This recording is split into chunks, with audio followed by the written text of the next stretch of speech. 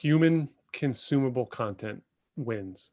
And I don't mean like it always has to be you and the kids and the dog. I mean, like, is it content that resonates and makes people feel a certain way, that provides value, that keeps people wanting more? One of the things Ryan and I talk to all the time is we get people who join MCO advisors and they're like, I see so-and-so out there doing this and they're crushing it. And they're talking about turning away uh, business. And the difference between someone who has to turn away business and the person who's dying for the next client to come in the door is really the ability to create consistent, humable content and share it with the world, in my opinion, because I think you guys telling the world who you are, what you do, how you do it, and doing that in a way that people want to consume it is really the game changer. There's no tactic that I could give anyone right now that says, jump off this call, type this in LinkedIn and you're going to get 2,000 likes. Like that just doesn't work. The engagement side, I would stress for you not to worry about as much, depending on where you are as well. Because I know we always talk about more engagement because that's maybe what makes posts further, but it also depends on who you are. If I found out you were focusing on like sales reps and high executives and things like that on LinkedIn, they don't usually like and comment, they DM. They find out that you solved their problem and they reach out to you privately. So one of the things I would say is, what is your definition of engagement? Because rather than me getting a like and a comment, I would love to get a message from somebody who says, I love what you just said. What are the next steps? Or how can you help me with this problem? So don't fret too much when you're not getting engagement. Try to create content that speaks directly to that person. My tip would be not to do, you can do little things like you can like your own, or you can write questions after your comments to try to get more engagement. You can do these little things, but I would really focus on making the best content you can, answering questions, but at the end of the day, putting engagement on the back burner and making sure that value is reaching through. One of the things that we tell people all the time is if you're not sure what to share, share something common to you, your business, and your current clients. And what I call that is that's the Hall of Fame content, right? That's the best content because it's like, I'm not sure what I want to share, but I feel like I should be active. And then what I would say to you is either film or write and put something out into the world that's like, guys, the most common question I get from clients is, and then answer it. And that will get you started and that will get you moving.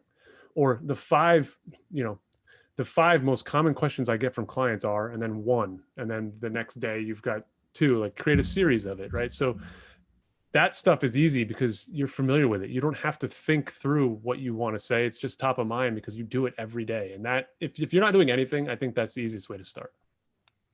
And I'm huge about making sure that especially if we're on LinkedIn, there's a lot of supportive advisors out there and it feels like you're not talking to anybody else but another advisor. So I really encourage you to not worry about engagement because chances are it's coming from colleagues. And while you can possibly work off of second connections and grabbing their audience at the same way, don't be so upset with engagement when it doesn't happen, because it probably means you're speaking directly to your person, rather than on LinkedIn where it's very easy to get somebody to like your stuff. If you speak to advisor, that's the thing people do. We heard the best word today. It becomes an echo chamber. And Mm-hmm. I'm trying to get people to step away from that by not worrying about engaging in more likes because it's very easy to get those. You just have to be an advisor, speak advisor language, and accidentally be too technical so that you're talking to other advisors. They'll start liking and commenting on your stuff because you're teaching them something, rather than getting somebody to understand your content. So you're building up all the other advisors with your great advice because they can grab onto it. And somebody who's looking at your content says, I don't know what the hell a 457 is. Is that what my retirement is? I don't know what, I've never heard that term before. Backdoor Rolf. What are these things? What are these accounts? I specifically had somebody told me that I was working with, like, Ryan, if you did a webinar that was about retirement accounts, 401k, 403b, I wouldn't join it. I don't know what that stuff means. It doesn't mean anything to me. We really have to remember as advisors to break down in layman's terms and make our content extremely clear. We are way too complicated and we go over everybody's head and end up speaking to a colleague by accident because we're not breaking down what people really want to know. The problems that people have are not advisor problems. Remember, we're doing our due diligence and our job in the background. But when you're creating content that resonates with people, you want something to be in their world. So make sure that you're bringing it back in layman's terms as much as you can. Yep. I love it. It's not easy. It's difficult to talk about tax problems and RSUs and things like that, restricted stock units and stuff, equity comp, like employee stock purchase plans. It's hard to break those down, but if you can make those things simple, that's the key. Because I can promise you, just because somebody has millions of dollars doesn't mean they care about that stuff, and it doesn't mean they understand it. They're just really good at what they do and ended up saving money, but it doesn't mean they're a finance specialist or an affluent investor, as we like to call people with lots of money.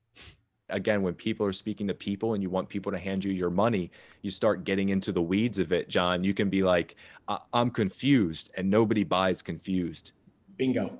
That's it. You know, regardless of what the thing is you're trying to describe, making it as simple as possible is always the way to go. And it's always the hardest thing to do. Always.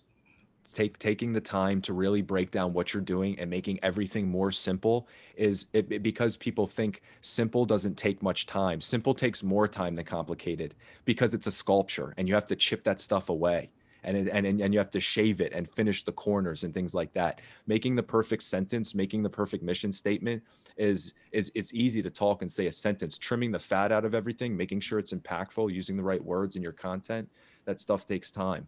Yeah. And if you can get to that point, then you become scalable. Simple is scalable. What you can understand and what you can deliver easily is what somebody can consume easily and understand. That goes in terms of everything.